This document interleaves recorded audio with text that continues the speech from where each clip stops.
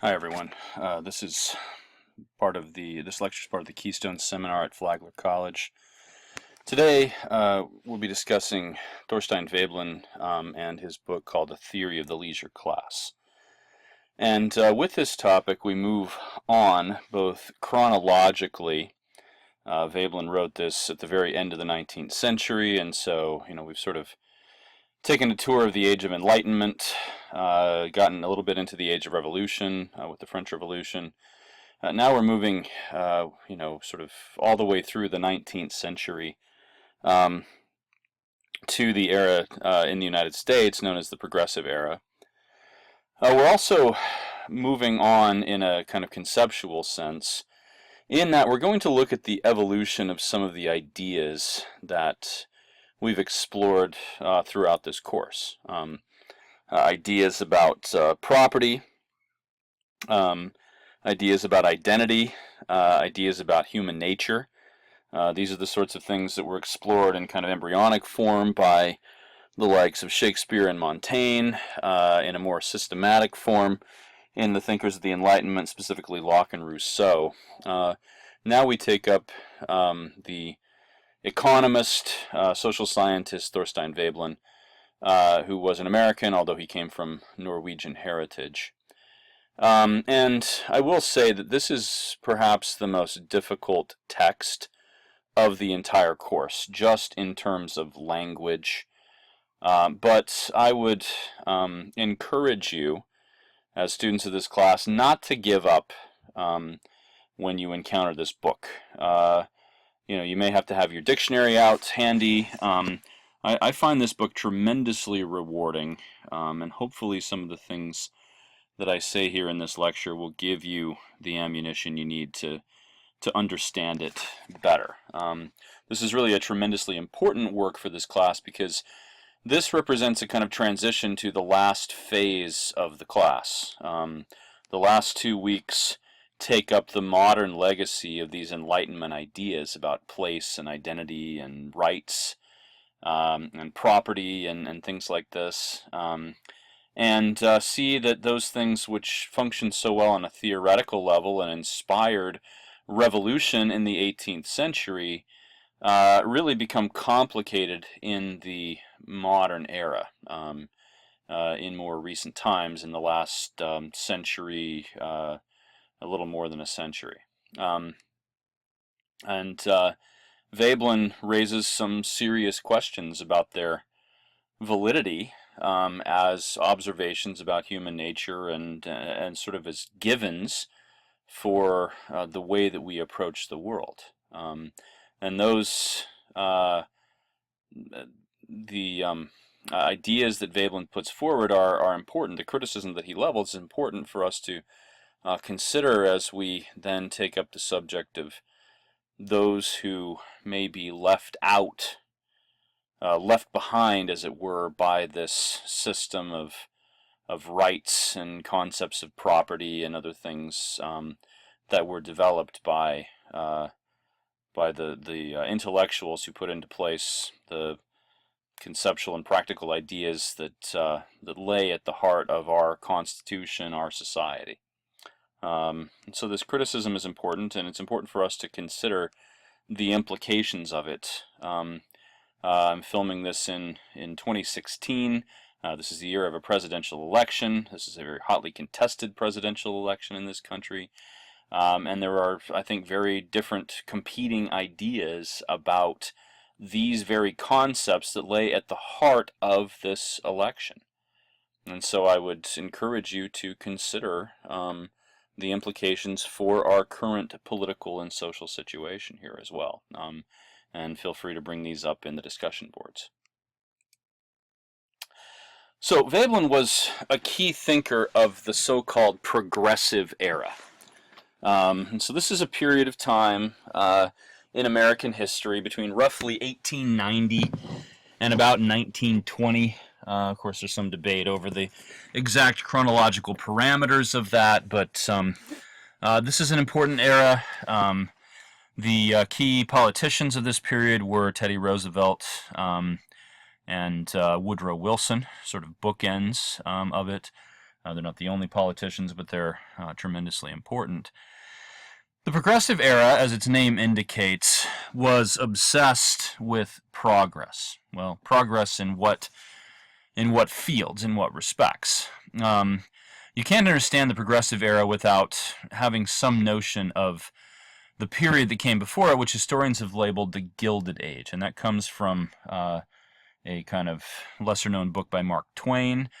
And the kind of the image there of the Gilded Age is one that has all kinds of problems, but has this thin veneer of gold surrounding it. The Gilded Age is seen by many as a time of intense corruption, politically, economically, a time of great inequality, where lots of people in the United States became extremely rich, often through sort of shady circumstances.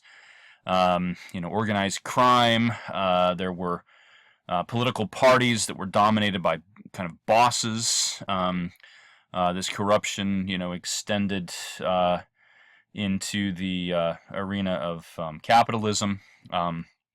And this, of course, is the era of the so-called robber barons, including the likes of John D. Rockefeller and Henry Flagler, about whom I'll have more to say toward the end of this lecture. But this was a period when some people got incredibly rich by dominating, I'm going to use some Marxist terminology here, dominating the means of production.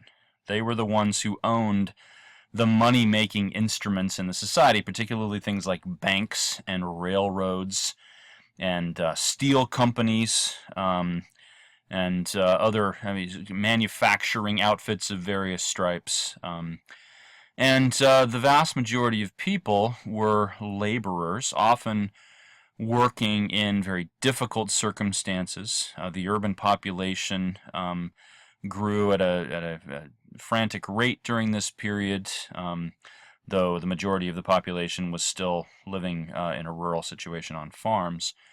But the vast majority of people were working for peanuts, while some of these capitalist fat cats, as some people referred to them, reaped all of the profits. That's the caricature of the Gilded Age.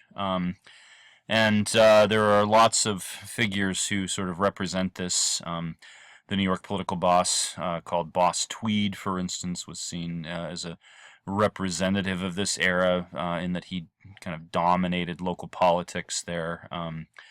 There were, presidents during this period who have a reputation for being corrupt. And so, in any case, this was not necessarily a stellar period in American history. At least many see it that way. Corruption and inequality really ran rampant. And so the Progressive Era was an attempt to deal with that. Attempt to overturn the structures of corruption and scandal and inequality, and to bring about a more just, more equal society in the country. And this was done through a variety of means. The press, for instance, was highly active during this period. You can see the image down here at the lower left of the slide, which is a caricature of a muckraking journalist. Muckrakers, as they were known, were these journalists, members of the press, who waded into the scandal and corruption of the politics and the economics of this country and revealed how bad things were, brought to light all of these scandals, and made them a part of the public consciousness, and thus precipitated calls for reform.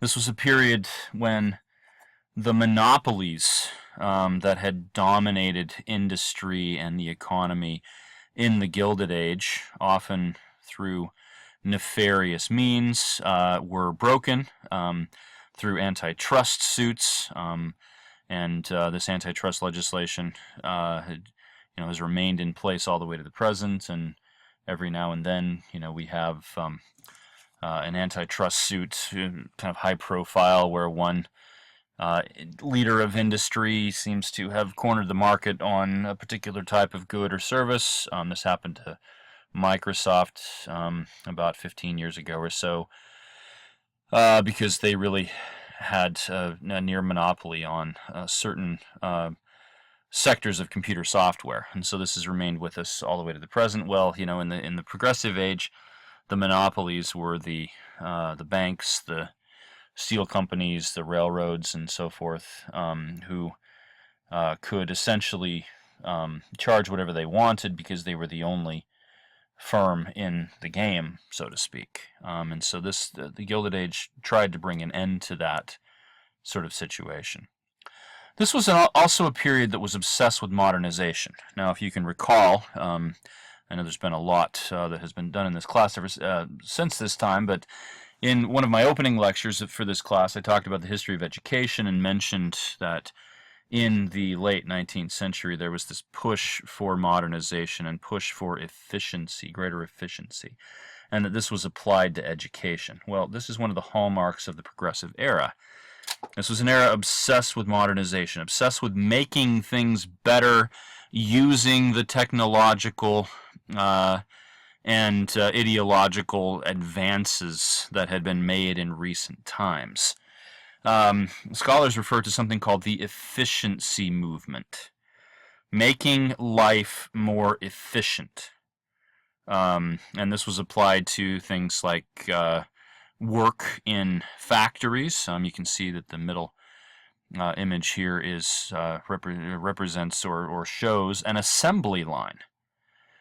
This was one of the innovations of this period, because even though this certainly disconnected the workers on the assembly line from the full process of the work they were doing, that is, they only made one little part of a car or a machine or whatever it was, rather than making the whole thing from start to finish, but it was a great deal more efficient. The efficiency movement also was worried about the political situation and tried to streamline the processes of politics and government so that it would be more efficient. An outgrowth of this was the field of what came to be known as scientific management. That is, the organization of people using the principles of science and engineering. And the key thinker here was Frederick Winslow Taylor. He was the theorist, the great theorist of scientific management. His ideas were borrowed by Henry Ford and others as they set up these assembly lines. But this is about managing people and resources so that they can be more efficient, be more productive. This was also an era of some advances. The Wright brothers made the first flight at Kitty Hawk, North Carolina during this period. The automobile became available largely through the work of Ford and others like him. At a mass level for the first time, so it was an era of tremendous innovation, and a lot of that had to do with this obsession with efficiency and modernization. There were also advances in social science. Social science really became systematized as a set of disciplines. Many of you in your college career, whether you major in these or not, will end up taking psychology or sociology or anthropology, political science, courses, and really the formation of these disciplines dates back to the second half of the 19th century, and a thinker like Thorstein Veblen was steeped not only in his primary field of research, which I guess we could say was economics, but also in the other branches of the social sciences. He was a trained philosopher. He dabbled in sociology. Really brought all of these things together. Really, the thrust of this advance in social science was the idea that human beings could be studied using scientific principles, and that those scientific principles, after the study, could then be used to make human life better. And so the social science aspect of this ties into the whole notion of modernization and the efficiency movement. And so Veblen is thinking along these lines. In fact, if you can just comprehend these principles, efficiency, scientific management, the notion of science as applied to human behavior, and take that into your reading of Veblen, it will help you make sense of this text. This is also an era that began, or that pushed for things like prohibition and women's suffrage. Prohibition wasn't necessarily about alcohol, though it was seen by many as a vice of the worst sort, one that made people lesser human beings and thus less efficient, right? So it was seen as pernicious in that regard, but it was also seen as a means, one of the chief means of political and economic corruption, that often those who were involved in such corruption were connected in some way with the trade in alcohol. They owned saloons, they did things with the sale and consumption of alcohol that were nefarious, and thus prohibition was an idea that came out of this era. In fact, it ended up as a constitutional amendment, and the whole era of prohibition in the 1920s was, that's the era that produces, or in which are set so many of the mob movies that some of us enjoy. Anyway, prohibition was a progressive era idea that really had a kind of ineffectual application and ultimately was repealed, probably for the better. Women's suffrage, also in this period, and a thinker like Veblen is open to notions of gender equality. When he talks about things like conspicuous leisure and conspicuous consumption, he often delves into the impact these have on family structures, on gender relationships, on the relative places of husbands and wives in the dominant social system of the day. And he's worried about this. He says that this makes not only men more inefficient, but also the women in their lives. And Veblen seems to have been open to ideas about women working and such things that are, I think, perfectly normal for us today. But 100 years ago or so, that wasn't necessarily the case. And one of the key accomplishments of the progressive era was women getting the right to vote in 1920. Well, here's Veblen. There's a picture of him. Let's talk about his life a little bit. He was born to a Norwegian family that had immigrated to the United States in the 1840s. They spoke no English. They ended up in a Norwegian enclave in the upper Midwest, I believe in the state of Wisconsin, though he later went to college in Minnesota. This was, an area of the country that had a lot of Scandinavian immigrants in it. And in fact, the little enclave that Veblen grew up in was made up almost entirely of Norwegians. In fact, he didn't start to learn English until he went to school at age 5. It's been theorized, I think, because his prose is pretty dense in his writing, that one of the reasons that Veblen is not the clearest writer is perhaps that English was not his first language, and he may have struggled some with it. I think that his facility of language is actually quite good, though he does use often very long words. But this Norwegian heritage would be an important aspect of his life. He grew up in a rural situation. He lived on his family's farm. There were times in his life where he returned to the farm. He seems to have a soft spot in his heart for the rural situation, for the life of the farm, and that probably an influence on his writings. When he talks about conspicuous consumption, for instance, one of the chief ideas in the theory of the leisure class, he mentions that this is primarily an urban phenomenon. And so there seems to be something a bit more innocent and a bit more pristine about life in the rural setting, though he does have some criticism for that historically as well.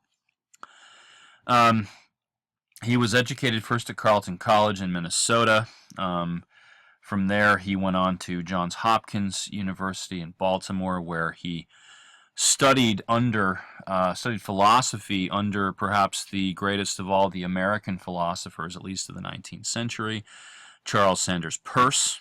Um, when he did not earn a scholarship at Johns Hopkins, he went on to Yale University in Connecticut, and there he was able to obtain funding, and so he completed a PhD in the 1880s, 1884, I think.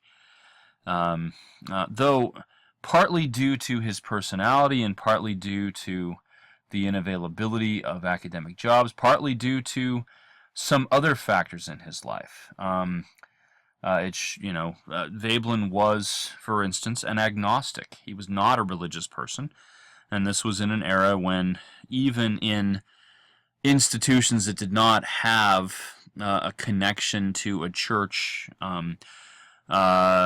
university professors were, for the most part, religious and approached their topic of study from the vantage point of religion. Veblen was agnostic. He was influenced a great deal by Darwin. There was a great debate about evolution and things in this era, so Veblen ended up on the wrong side and made people nervous, so he had a difficult time getting an academic job.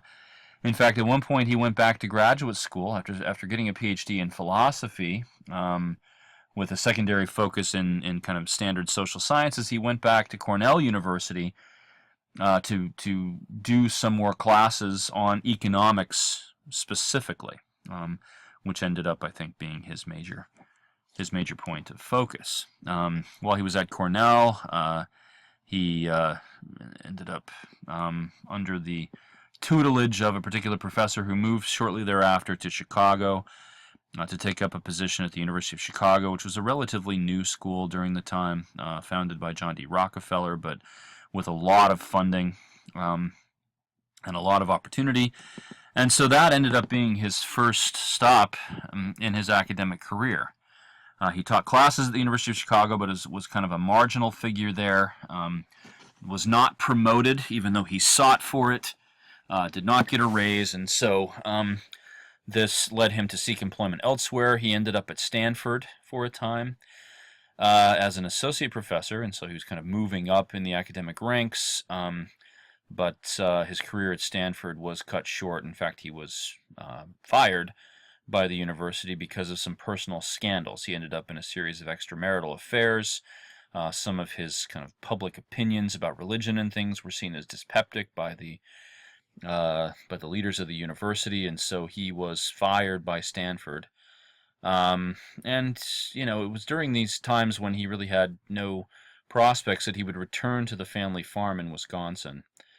He did end up landing a job through a colleague who admired his work, a job at the University of Missouri, which did not suit Veblen very well. He didn't like Columbia, Missouri. He, I guess, saw this as a place that was not very well in keeping with his personality.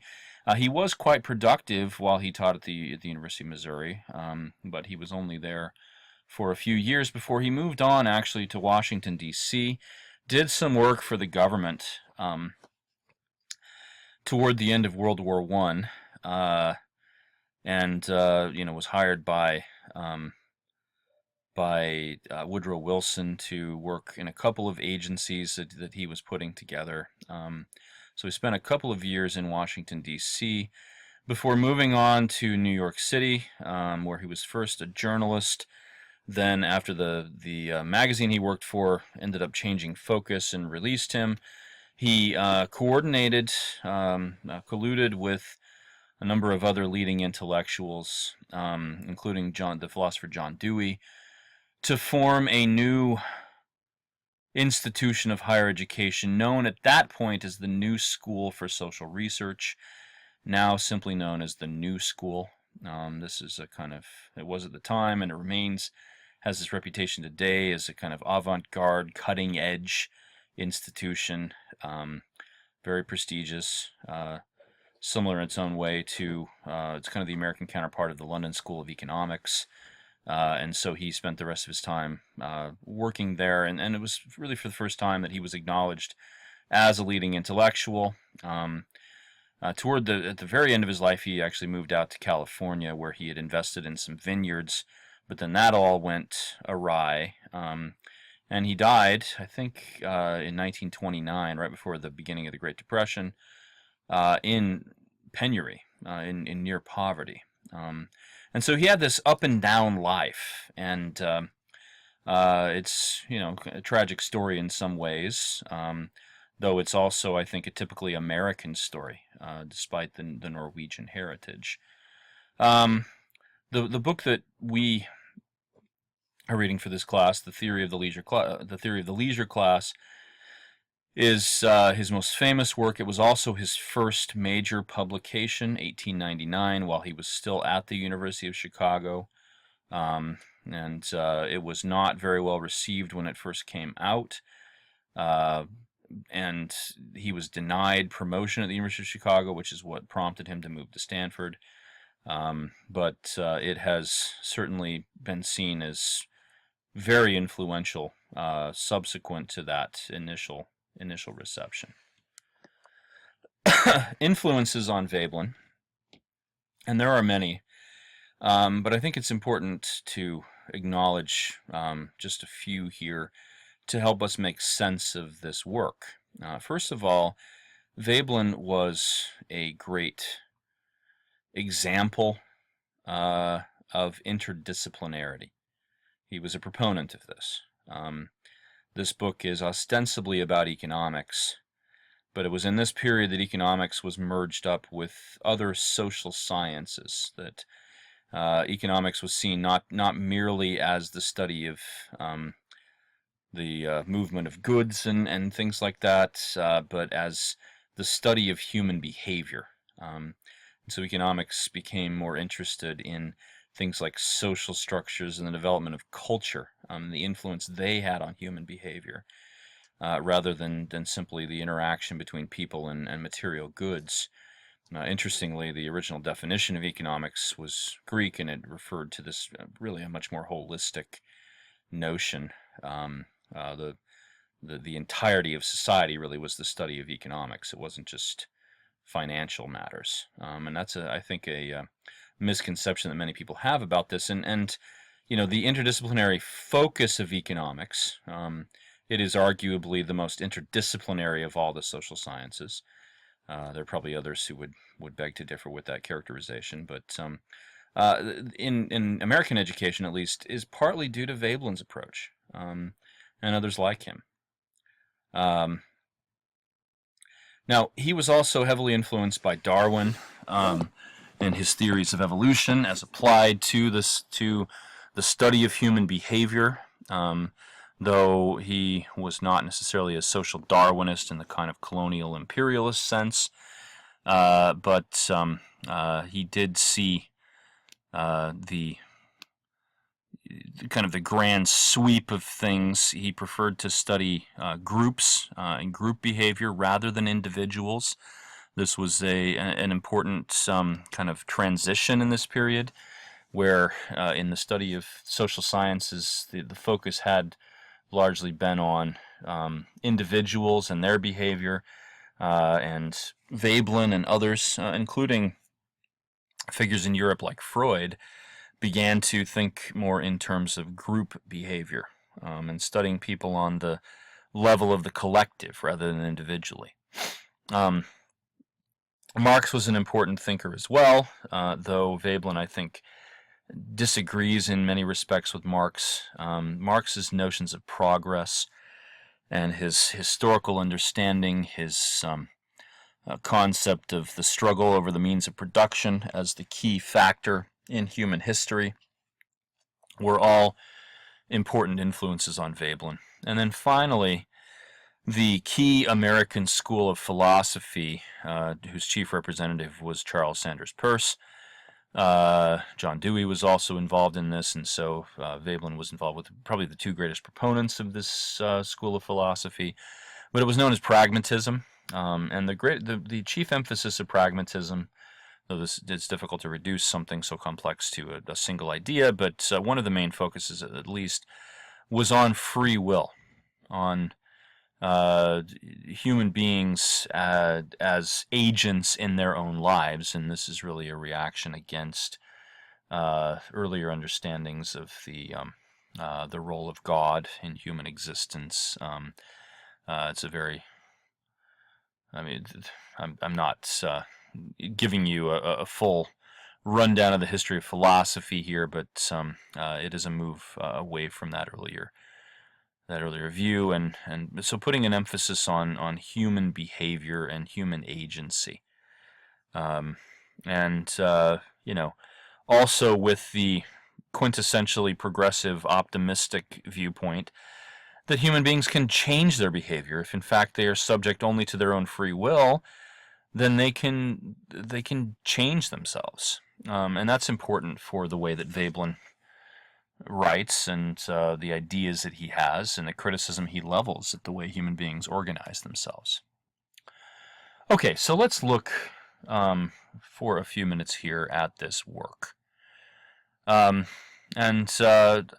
I could summarize this briefly, but I think that I'm going to give a bit more systematic treatment than I have perhaps with some of the other works we've looked at here, because this is a difficult text, and I want to give you as much, as I said earlier, ammunition as you can, as I feel you need to approach this text in productive ways. First of all, the intellectual setting for the theory of the leisure class rests partly in 19th century notions of progress on the one hand and class on the other hand. And some of this goes back to Marx, though there were other social scientific thinkers who formulated ideas about this that didn't necessarily cohere with Marx. Progress was the chief view. Now, naturally, this is the progressive era, so, progress is an important idea. But the thought here is that human beings have a tendency to make their lives better, that they have the ability to do so, if they will only understand themselves and the world around them through a productive lens. And so it was the destiny of mankind to progress, to become better, but he needed to acknowledge where he had gone wrong, or what accretions of earlier stages of progress needed to be jettisoned. So one of the key formulations of progress in this period was this three-stage view of human history as moving from savagery, which is this kind of pristine condition where human beings are barely above animals, to what they called barbarism, which is a stage when human beings live in a constant state of conflict, where the strongest emerge at the head of societies and press their advantage largely through military means, through warfare, thus gaining power over others, and so this is a stage characterized by great inequality. To some extent, Veblen, if you can see here, is riding in the vein of Locke and Rousseau, who also talked about this kind of march through human history, even if only on the conceptual level, and talked about savagery and talked about the development of inequality. And so really Veblen is covering some of the same territory here, Veblen and others who think this way. And then finally, the stage of civilization. Now, Veblen never really makes it there. Really, this is evoking what needs to happen for human beings to really be civilized. They've got to get rid of some of the things that mark the stage of barbarism, including what he calls conspicuous consumption and conspicuous leisure. These are obstacles to progress, even though they're dominant. Now, applying to those stages of human history, let me rephrase that. Veblen applies other terminology to these stages of progress. To the savage condition, he applies the term peaceable, suggesting, and here he, I think, is following both Locke and Rousseau, suggesting that mankind living in the state of nature is actually quite a peaceable individual, or, they pursue their own basic needs, and as long as those needs are met, they're happy. And again, this exists really only on the conceptual level, but he's largely following Locke and Rousseau here. Then, once he reaches the stage of barbarism, where inequality sets in, he enters into what Veblen calls the predatory stage, the stage when some human beings sought power over others by predatory means and sought to have greater levels of material possessions than others through predatory means, through the means of warfare and enslavement and laying claim to things, using superior resources that other people simply could not muster. Conspicuous leisure is one of the byproducts of this, and then it has this outgrowth in what he calls conspicuous consumption. So if those concepts aren't clear yet, I will talk more about them here in a couple of minutes. Now, he opines that human society in the period he's living in, his contemporary age, has largely moved beyond the era of barbarism or the predatory stage of human existence into what he calls the quasi-peaceable phase. This is not necessarily coherent with the notion of civilization. He does say, and remember he's writing this before the First and Second World Wars, he does seem to suggest that human beings don't tend to be constantly involved in this endemic conflict that characterized the barbaric or the predatory period of human existence, that they have largely come up with means to keep themselves free of most conflict, and they're not actively, enslaving people anymore. Now, I don't I don't think he was terribly concerned with, what was going on, with imperialism and colonialism. He was distanced to some extent from that because he was an American rather than a European. And so this quasi-peaceable phase is the one that he felt human beings were currently living in. But he says there are certain relics of this previous predatory age that have persisted into the quasi-peaceable age. Now, as far as class goes, he says that during the barbarian phase, or during the predatory phase, there developed these two major classes. The one is the leisure class, the group of people who whose existence is characterized by their refusal or their lack of need to do certain tasks, any sort of menial labor task, except perhaps the prosecution of war. Now this distinction, this class arose during the predatory phase. Everybody else is part of what he calls the laboring class, the people who do the work that benefits human society, that actually produces things and performs services that are necessary for human existence, and that the leisure class has a claim, Veblen sees it as a somewhat unjust claim, to the labor of the laboring classes, that the laborers work on behalf of the leisure class, and the leisure class thus benefits from the work done by the people who are in the other class. And that's the great inequality in the world at the time in his view. Now, the leisure and laboring classes are differentiated by their essential task or set of tasks that they engage themselves in. The leisure class participates in what he calls exploit. That is, they have things done for them rather than do the things themselves.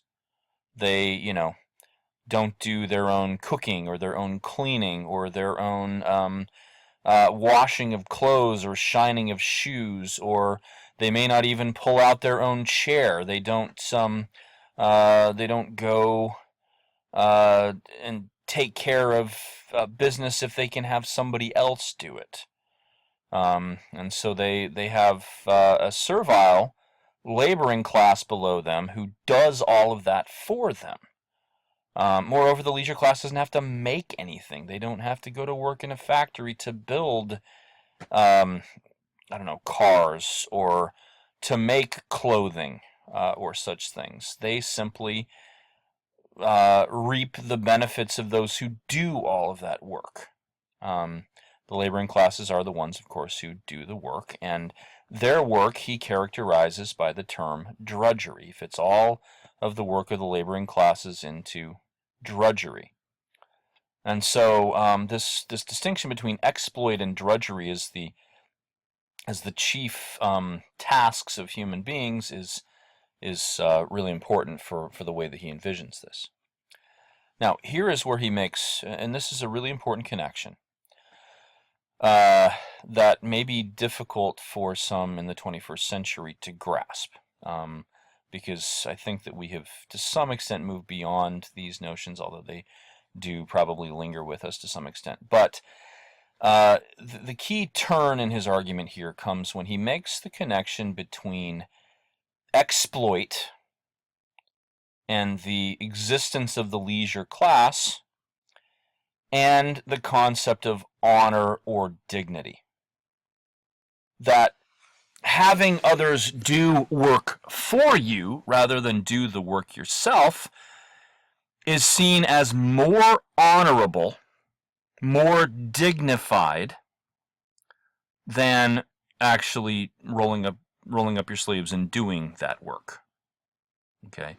That in fact, washing dishes or doing laundry or performing yard work or building something, making something, is seen as somehow a lesser occupation than having it done for you. Now, again, this is probably difficult for some of us to comprehend, that could somehow be more honorable.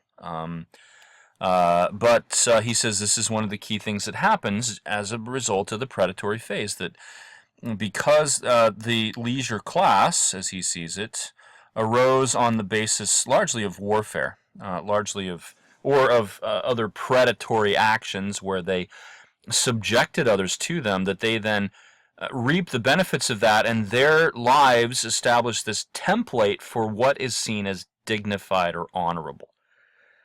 Now, Veblen doesn't necessarily talk about this, but we can see that this is certainly the case in civilizations like ancient Rome. We talked a little bit about that when we discussed Livy. But the concept of honor or the concept of dignity becomes tied to the existence of the leisure class, the way that they live. Esteem, as a concept, refers to the way that the leisure class, the honorable, dignified class, are seen by others. The laboring classes, in other words, look at the leisure class and they say, that's the better life, that's the honorable life. And by contrast, the life that we live, where we have to, get up early in the morning and go to the factory for 10 or 12 hours a day, or go and work, in the household of these people who are part of the leisure class, that is somehow undignified.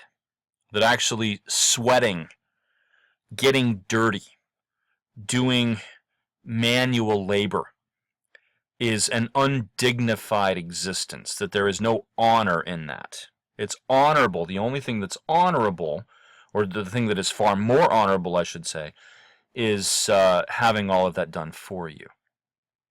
Now, he says there is some aspect of honor that, or honor can, or is, by some people at least, tied to the notion of making things, or of being efficient. But for the most part, this, and I think that Veblen is sort of arguing along those lines, that actually should be the basis of honor and dignity. But in the quasi-peaceable phase of human existence. But the old relic of the predatory or barbarian age is what persists in the human mind as dignified or honorable. So, to some extent, this is an anachronism. This is something that should be jettisoned from human life, but it has not been up to this point. We talked about warfare being key to this whole formulation, that warfare was what created this in the first place. This whole notion of some people being honorable and other people not being honorable, some people having leisure and other people doing all of the work. That was the situation that conflict created in the predatory phase of human existence. Now, here we come to the concept of property. On page 16 of the Dover edition, which is the one that I suggested would be good to use for this class, if you're using a different edition, this is in the chapter called Pecuniary Emulation. It's about, 8 or 9 paragraphs into that. And the reason I point this out is that we've dealt with the concept of property to this point and talked about Locke and Rousseau's view of property. So let me read you some of Veblen here, and we'll talk a little bit about what he thinks of property. He says, wherever the institution of private property is found, even in a slightly developed form, the economic process bears the character of a struggle between men for the possession of goods. It has been customary in economic theory, and especially among those economists who adhere with least faltering to the body of modernized classical doctrines, to construe this struggle for wealth as being substantially a struggle for subsistence.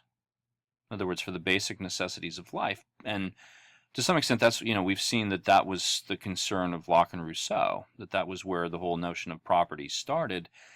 Applying labor to it so that a person, the person in question would have what he needed. But the inevitable result of the struggle, says Veblen, is that some will come to have far more than others. And it becomes, as he calls it, a competition not for the means of subsisting.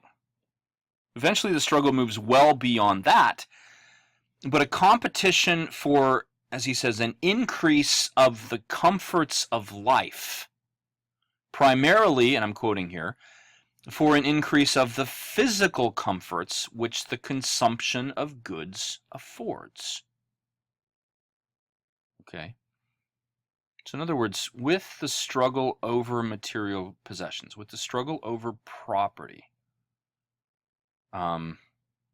people end up accumulating far more than they will need, and they have far greater power than others do, and thus those who have that power and have those possessions end up cherishing, prizing the comforts of life.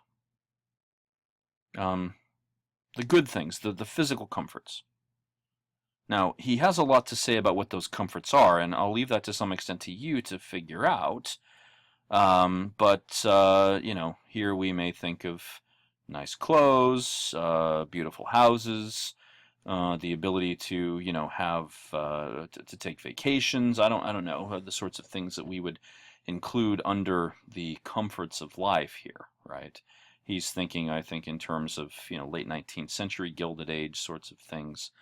Here we have a couple of pictures on this slide of caricatures of people in the Gilded Age. These the banker here in the top image who is dressed in a fancy suit and his head is made of a money bag, and that's really all he sees. These women who are dressed in these rather stylish clothes, at least for the late 19th century here at the bottom, wearing probably far more material than they need necessarily, and all for the sake of style. I'm not sure that these things would necessarily be comfortable, but he doesn't mean simply physical comfort as in feeling good. He means, uh, acting on the latest trends, the latest fads, and so forth and so on. Now, the process that results from this is what he calls pecuniary emulation. And by that he means that once the leisure class establishes certain standards of behavior as the desirable ones, that is, they procure the comforts of life and concern themselves primarily with that procurement of the comforts of life, then others begin to believe, because the leisure class are the ones who set the trends for everybody else, they begin to believe that that is the best kind of life. And so they seek to emulate that life.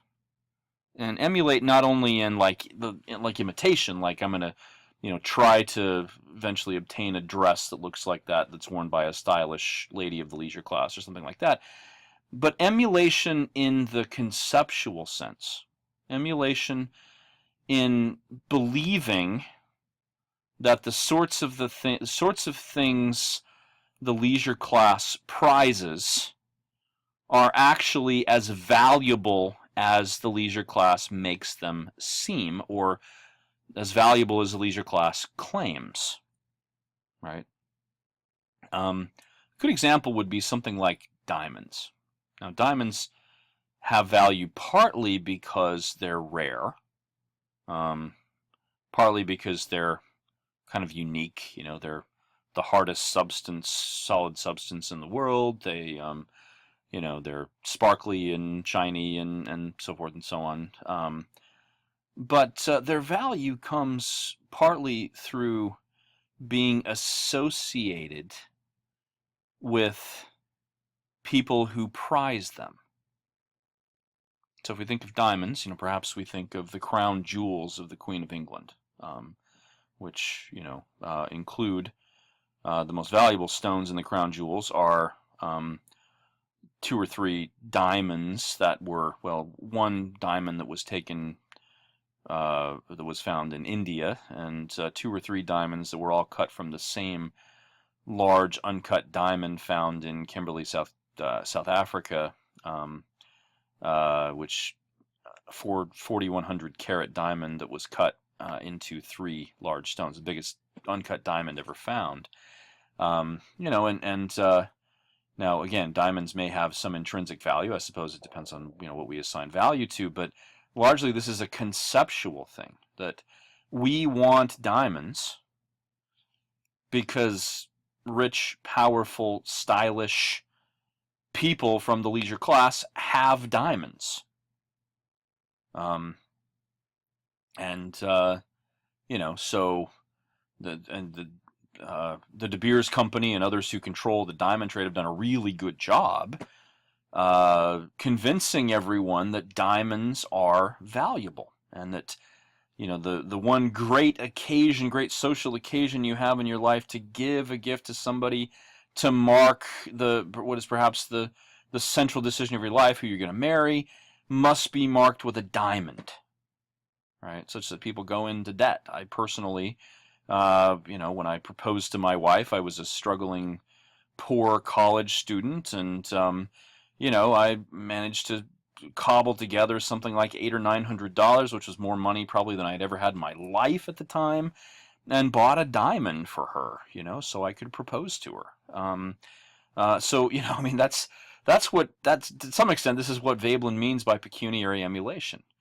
I bought into that. I believed that diamonds were valuable because somebody said they were. Somebody who had a lot of diamonds said they were, or somebody who controlled the diamond trade said they were. And so, I emulated that by buying my wife a diamond so that she could have this one little stone to at least say that, she is that valuable, so to speak. Don't mean to be crass about this. Certainly hold my wife in a great deal more esteem than the value of that stone. But that's that's what society has dictated. Now, a phenomenon that happens with this pecuniary emulation is that people become dissatisfied with the way that they live.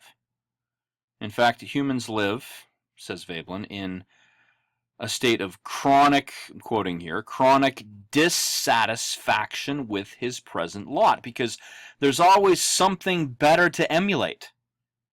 If I have one diamond, well, somebody who's rich and stylish and a trendsetter for the society might have 20 diamonds, or might have things that I consider better. And so I'm constantly comparing myself. I'm using myself as a caricature here of what Veblen's talking about, comparing myself to those who are part of the leisure class, part of the stylish set. And no matter what I obtain, there's always going to be something better out there to obtain, something that is more valuable or held in higher esteem than what I currently have. Now, at this point, you're probably wondering why there's a picture of Ponce de Leon Hall at Flagler College on this slide. Well, I'll get to that in a moment here. There is a reason for this. I'm not just celebrating our school. This is where Veblen arrives at the key concepts, the real takeaways from his exploration of these social phenomena. One concept is conspicuous leisure. And so he says that among the leisure class, those who obtained advantage over others in the predatory phase of human existence, the standard of behavior came to be not doing work, the absence of manual labor. To the extent that that behavior, that is sitting around doing nothing, or engaging in those activities that are rather leisurable, that are sort of superfluous, came to be seen as the, how shall I put this, the proper way of living, the better way of living. That if a person could afford, through his or her wealth, to be at leisure, that was in some way a superior existence to the person who had to get up every morning and go to work. And so leisure came to be associated with decorum. Now, this is where Veblen delves into ideas about gender relationships and class relationships here.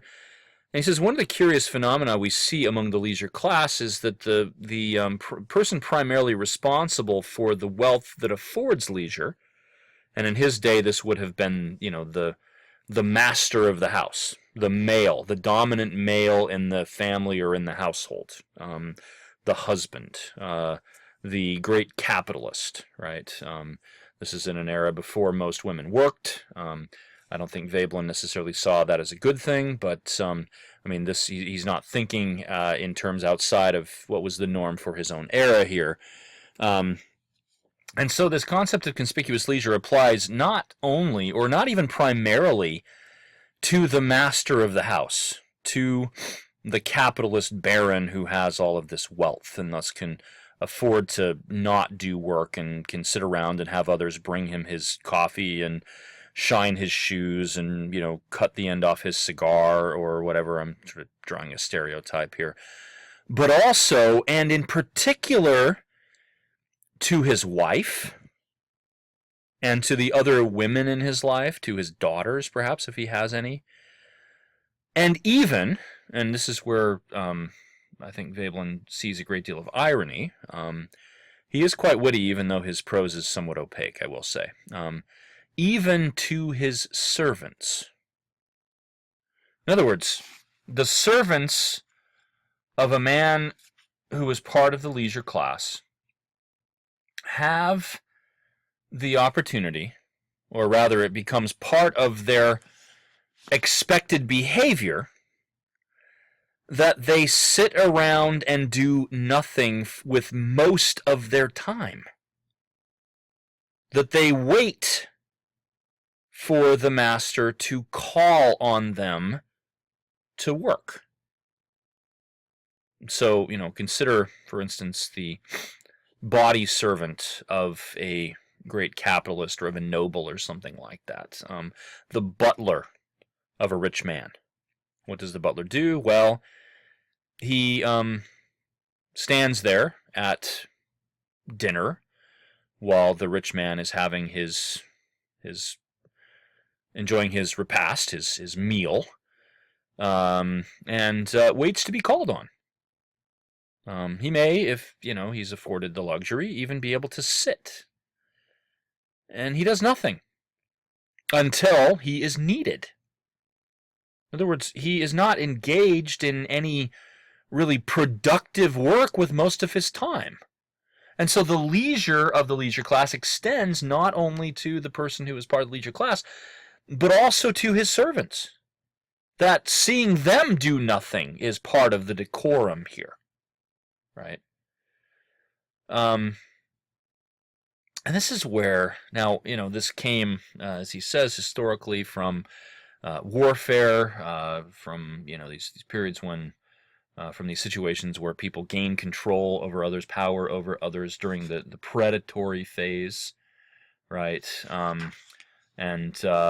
then it becomes in his, eventually this, as he says, a requisite of decency, that the decent person is not only engaged in leisure himself, but is surrounded by leisure. Now, given the fact that Veblen lived in an age that was concerned with things like efficiency and modernization and the reform of social systems to produce greater equality, this is one of the points that comes in for greatest criticism. This is where we begin to see the caricature of the capitalist fat cat who sits around and does nothing while he has all these people do things for him on a constant basis. He says, really, that this is a relic of an earlier age, a relic of the barbaric age, and it's something that must be done away with. Now, he doesn't come out and say that outright. He's really just observing the situation that still persists in his period, but he again shows this as an anachronism. He says this should not, he suggests, he hints that this should not be happening anymore. We should not have this sort of situation anymore. Now, moving beyond that, so conspicuous leisure is a product of this, barbaric predatory phase, still around at this point, still a marker of decorum and a standard of dignity or of honor, something that is held in esteem. But in his age, the industrial age, the quasi-peaceable phase of human existence, where capitalists obtain fabulous amounts of wealth if they are successful by owning railroads or banks or steel mills or whatever it is, that they move beyond just engaging in conspicuous leisure and begin to engage in what he calls conspicuous consumption.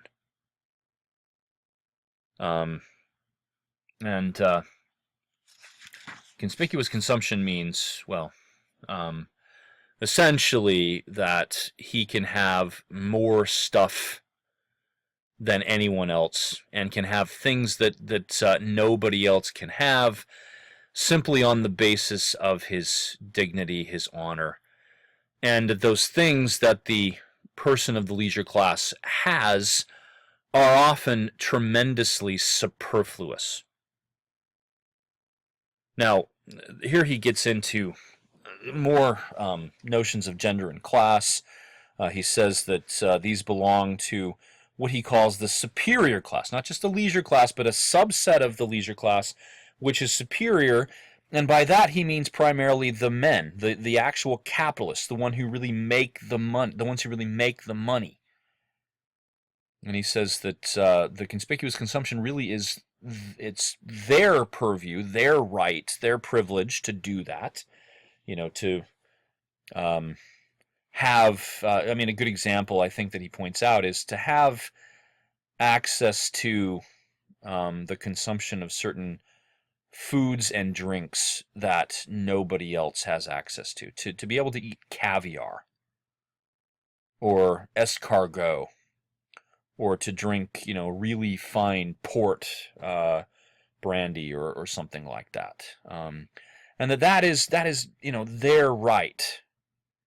But they extend this through their own idea, their own, magnanimity, at least in their own view, to others in their lives. The primary target is the wife again.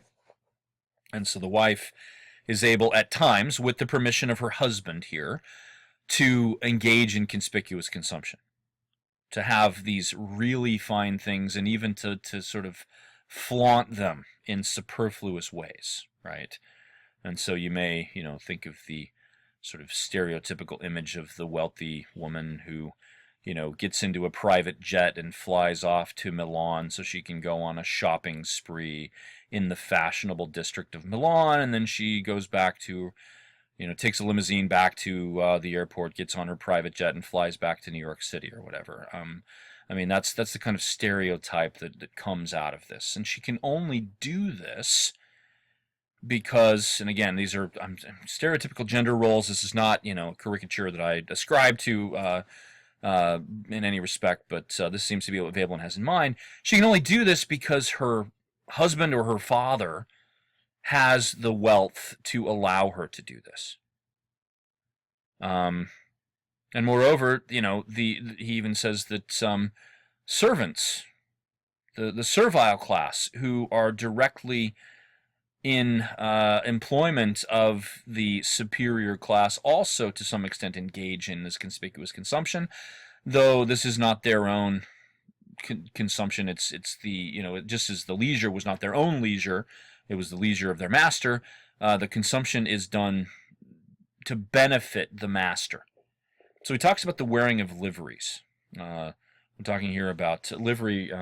That's a reference to the uniforms that servants would wear. And so, consider, for instance, if you've seen the movie, one of the film adaptations of the Jane Austen novel Pride and Prejudice, and consider the servants who were sort of standing in the background wearing these fancy uniforms at Pemberley or at Netherfeld, the great estates of Mr. Darcy and Mr. Bingley, and they're wearing powdered wigs, and these are servants, yet they wear these fancy clothes. That's conspicuous consumption. Now, these would be taboo for anyone else. In fact, society dictates, the leisure class dictates, that nobody else can have these except with the permission of the master. That's what he means by taboo. It's only through his magnanimous grant of permission for others to engage in these things that they can actually participate in them. And it's from this that ideas about taste and beauty come. That the most taboo things actually become the objects of that mark taste and that mark beauty. a gown that has, think of Melania Trump's wedding gown, if you've read about that, that had something like, it cost $125,000. It had like 1,500 Austrian crystals sewn into it so that it sparkled. That sort of thing, and I only thought of that because it's been in the news recently. This is an election year. That is the sort of thing that, Veblen is talking about when he says standards of taste and beauty. That the leisure class establishes those. That the mark of beauty becomes whatever they prefer, and the more extravagant, the more superfluous, the more conspicuous, the greater the mark of taste. And he says this phenomenon of conspicuous consumption occurs really with urbanization, that the amount of wealth that can be gathered together in an urban space is what allows for this to happen. That in the rural setting, which is the setting of these earlier phases of human existence, they can't pull together enough resources necessarily to engage in this kind of consumption, but they can in, the New York City of the Gilded Age, or the London of the Middle Victorian period, or the Paris of the fin de siècle, or something like that, right? And that's exactly the period that he's living in and criticizing. So it's urban more than rural. Now the problem, of course, is that this all, in Veblen's mind, represents waste. It's a waste of time. These servants and the person in the leisure class themselves could be out engaged in productive enterprise. They could be doing work. They could be making things. They should be. It's a waste of effort. These people have physical abilities that they're not putting to use because they're doing this thing that represents the mark of status.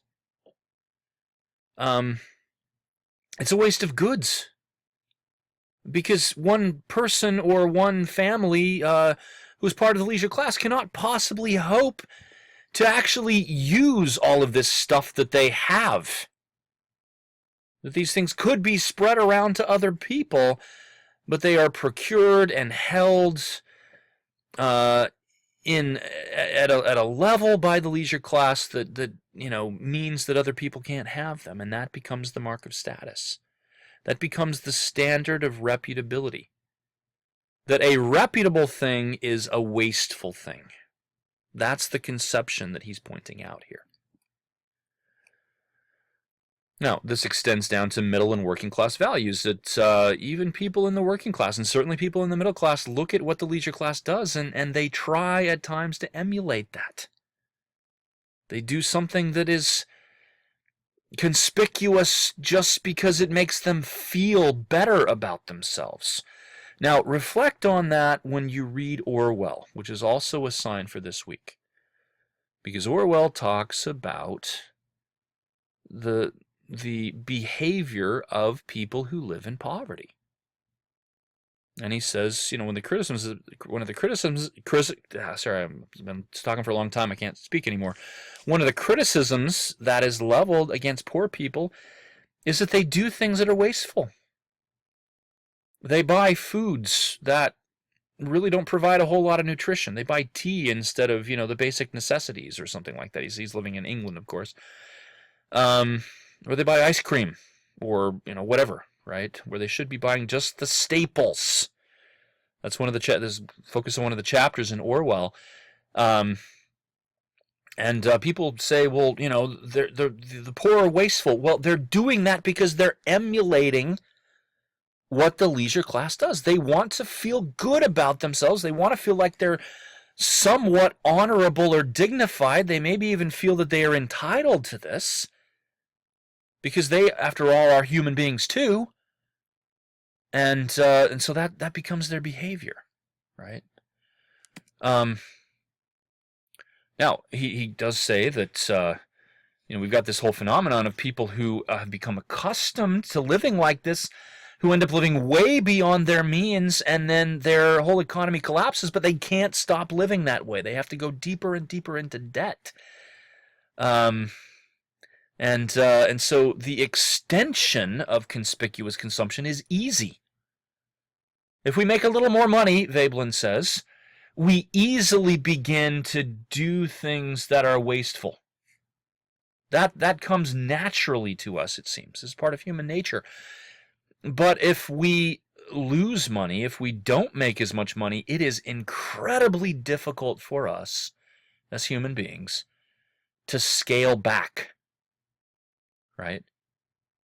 To say, I shouldn't have an iPhone because I don't make as much money as I used to, and I can't afford it. Or I shouldn't live in a house that's 3,000 square feet. Maybe I should look for an apartment that's half that size. Or, maybe I shouldn't drive a Mercedes-Benz and I should go, back to driving a Honda or a Toyota or something like that. It's difficult for us to give up those things. And so the retrogression of conspicuous consumption, he sees, is not something that human nature allows for very easily. And this is one of the problems. This is why he seems to point out that so many people are in financial straits, because they feel, based on their own experience and their own tastes and what they're accustomed to, that they are entitled to those things, even if they can't afford them. Veblen may touch on one of the reasons why a great amount of consumer debt is one of the key characteristics of so many people in the West, and especially in the United States. Finally, now one more point, and then I'll make my final point here. He says that all of this arises in a setting where property is seen as something inviolable, where you don't mess with somebody's property. It's something that should not be taken away from them. The property as a concept is somehow sacrosanct, right? And so property itself becomes the value. That's at the heart of all of this. Now we have to consider what's happened here to the legacy of John Locke and Jean-Jacques Rousseau. Property was seen by John Locke as an essential right. Rousseau saw it as the origin of inequality. Well, Veblen seems to take that even a step further than Rousseau did, and say, but also give a nod at least to John Locke and say that the concept of property lays at the root of these systems of class. That it becomes the chief value of society. And all of these things he's talking about rest on that foundation. Now, it's important for us here, and this is one of the main points of the Keystone seminar in general, to connect theory, in this case the theories of Thorstein Veblen, with place.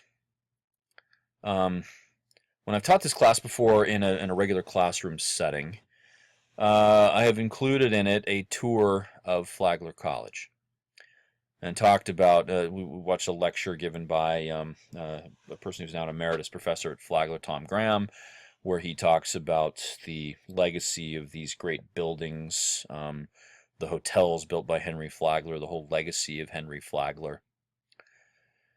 All of these things were built during the Gilded Age. They were built arguably with the whole notion of conspicuous leisure and conspicuous consumption in mind. In the first few years of the existence of the Ponce de Leon Hotel, people who wanted to stay there, even if they were only coming for a couple of nights, had to pay for the entire season, had to buy 3 months worth of hotel stays. The Ponce, and so that, arguably is conspicuous consumption. Well, I'm going to go down to Florida for a week and enjoy the nice weather down there in February or whatever, when it's cold up north. But I'm only going to be there for a week, but I have to pay for $100 a night, which was a fortune during that time, for the 3 months. Well, I can do it because I have the money, and in fact, it's a mark. It's a mark of my honor and dignity that I can do that. Right. Well, this whole place was steeped in conspicuous consumption. Um, the bottom floor, which is now the Flagler room and the administrative suite of the Ponce de Leon Hotel, now Ponce de Leon Hall, was divided by gender. The Flagler room was for the women.